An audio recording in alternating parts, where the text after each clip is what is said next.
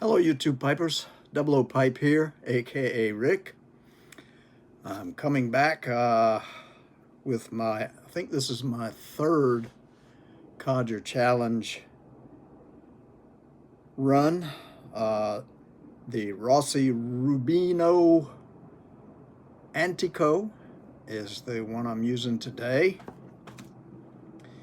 Back with I still have a name, but I've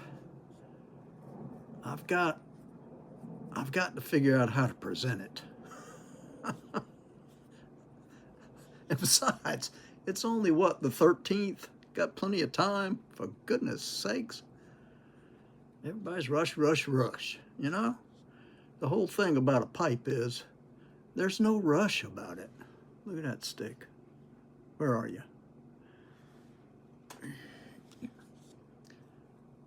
You know, smoking a pipe is supposed to slow you down, get you in the mood to contemplate.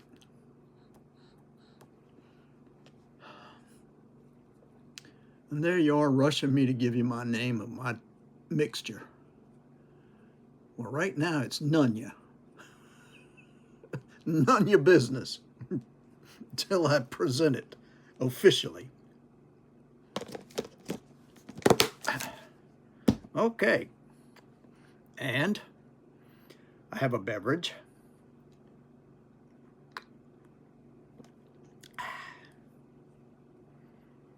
Let me light this thing.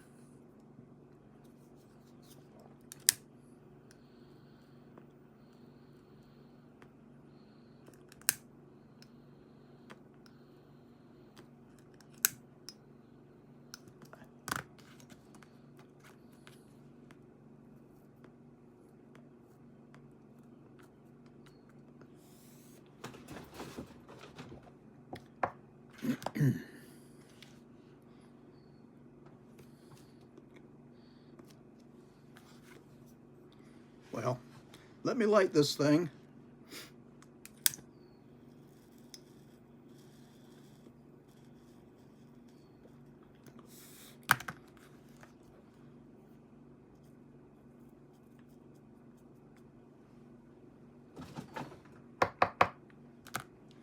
I was watching one of our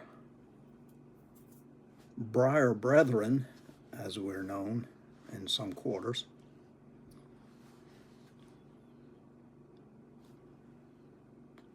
I believe it was Harrier Pipes, but my memory's not as good as it used to be.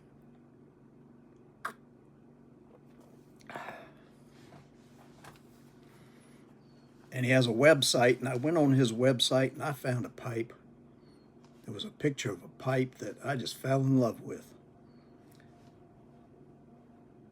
And I think he probably took it to Chicago for that pipe show.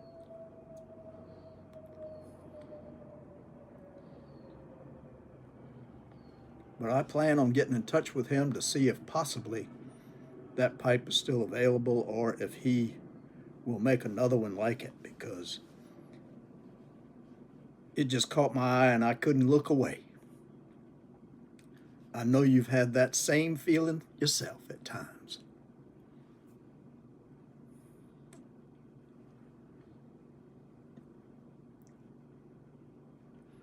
Well,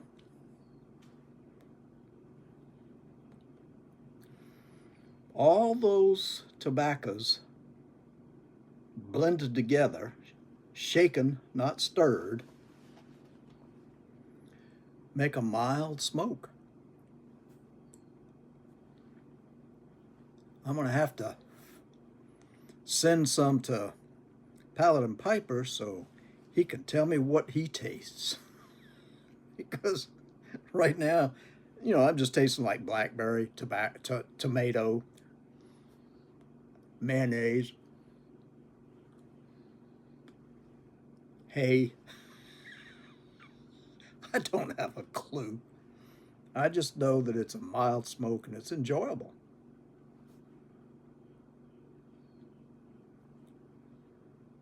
And I don't know that you have to know what everything is in there. or how you can detect a minor trace of some taste. I don't know that it matters. It doesn't to me. So I'm just going to let it be, sit back and puff.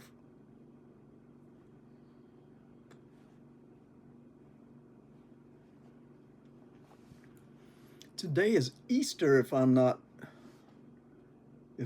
wrong.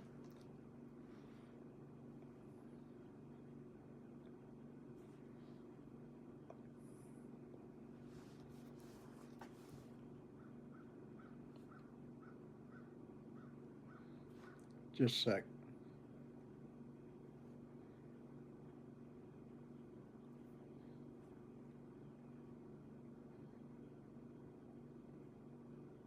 No, this is Palm Sunday. I was thinking it was Easter. Huh. Okay. Even better, I guess. At any rate,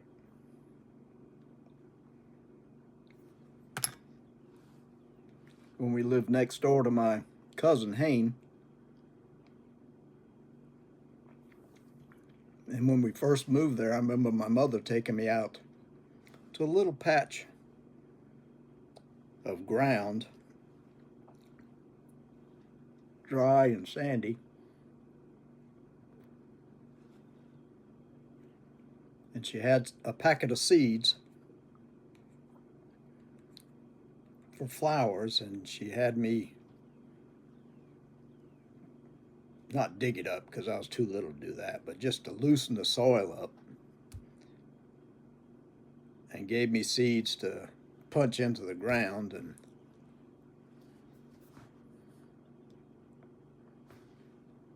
she was explaining to me how this seed going into the ground, once it was watered, would be a rebirth of that flower that had produced those seeds, which they packaged up and she bought on a shelf.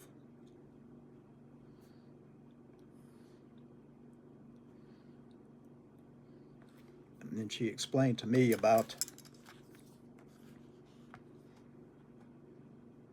what Jesus said about you have to die in order to live.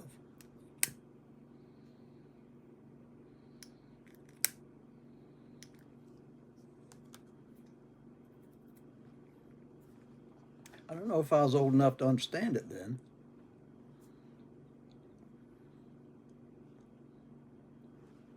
But she was always telling me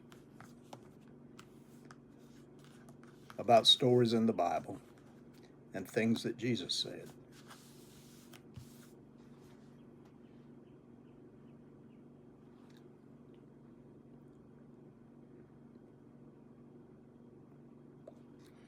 My dad grew up in what we used to call holy rollers. I don't know what branch of Christianity that is now. But this was back in England when he was growing up. His grandmother, I don't know why, but she had turned extremely staunch Christian.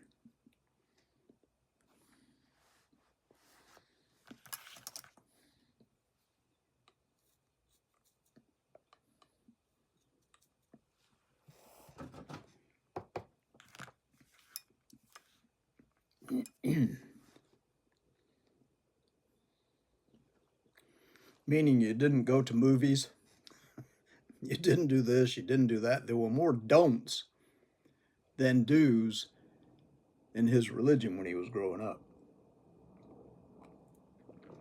In fact, he took me with them to a movie and told me not to tell her that we had gone to the movies. I learned at a very early age how to keep a secret. Sometimes I didn't manage it, but I was taught young. At any rate,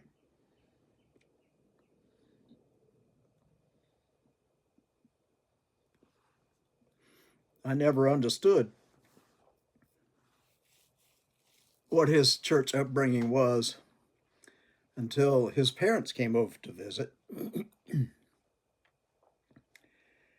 And my grandmother wanted to go to church, and he found a church that was one that taught Christianity the way she understood it. And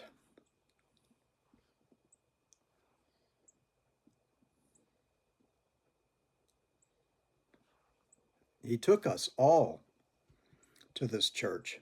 Now, I grew up in a church,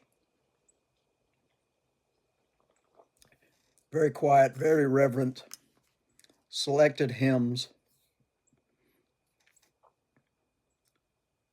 congregation quiet. The preacher preached, and we listened. And we engaged in readings, and we sang hymns. Nothing out of the ordinary. So when we went to this church that Dad took his parents to,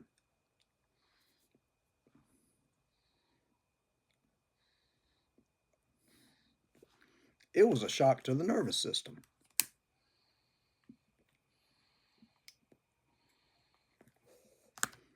Had never seen anything like it.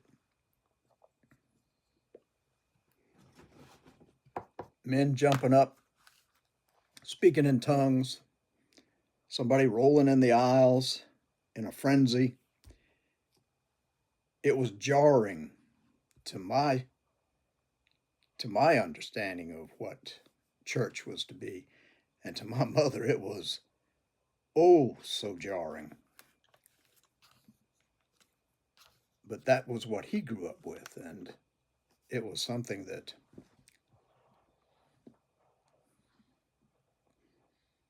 I think I was in 8th grade, and that was my first exposure to that. And that wasn't something that I could relate to in any way. Well, that was the only time he took us. And the reason I bring that up is because the first time I remember him taking us to church was to a Baptist church about 5, maybe 6, 7 miles down the road across the river. It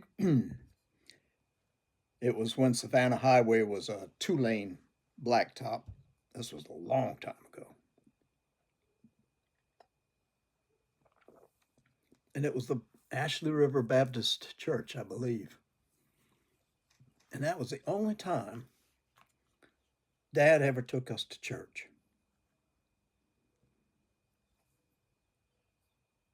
Now, we went every Sunday to the First Christian Church, which was downtown. Until they moved.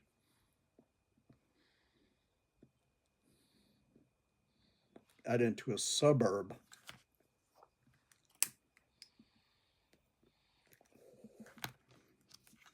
But I just remember Dad, it must have been Easter because I remember him in a coat and tie. It had to have been an Easter Sunday because we were outside and he was smiling. I don't remember him smiling a whole lot. But he seemed to be happy at that particular moment. I have a picture of him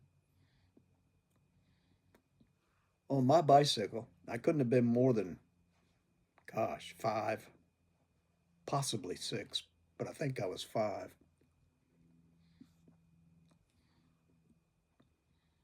I had a little bike that he was showing me how to ride that had trainer wheels on it. And he took off those trainer wheels, not that particular day, but another day, and was alongside of me holding up the seat. And I was pedaling away, and all of a sudden, he said, way behind me, "You're doing good, son." And I fell off the bike because I thought he was holding onto the seat. And I wasn't used to not having the training wheels. But we got up and tried again, and he said, "Now you were doing that, and you were doing fine until you realized that I wasn't holding that seat. So you quit worrying about that. You just do what you were doing before." And that's when I learned to ride a bike.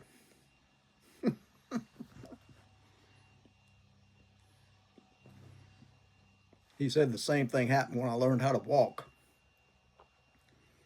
that he had me on a leash. And I was up walking around, and I turned around and he was at the back of the room and the leash was dragging on the floor, and I just plopped my butt right back down on the floor because I thought he was right behind me. I was a late starter. I think he said I was about 2.5 to 3 years old before I walked. And most kids are up before then. I don't know, who knows why you do things the way you do. I don't.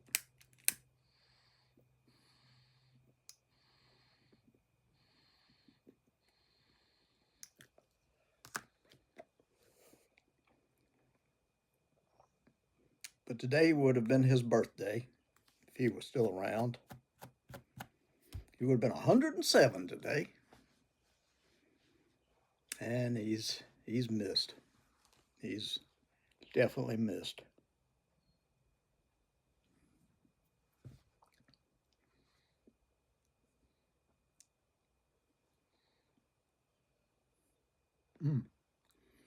Didn't mean to carry on like this.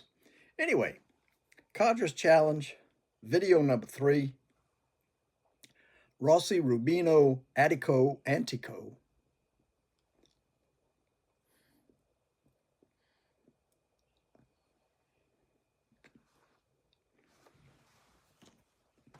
And the group of tobaccos that I threw into this and tossed around to blend. Excuse me. My beverage.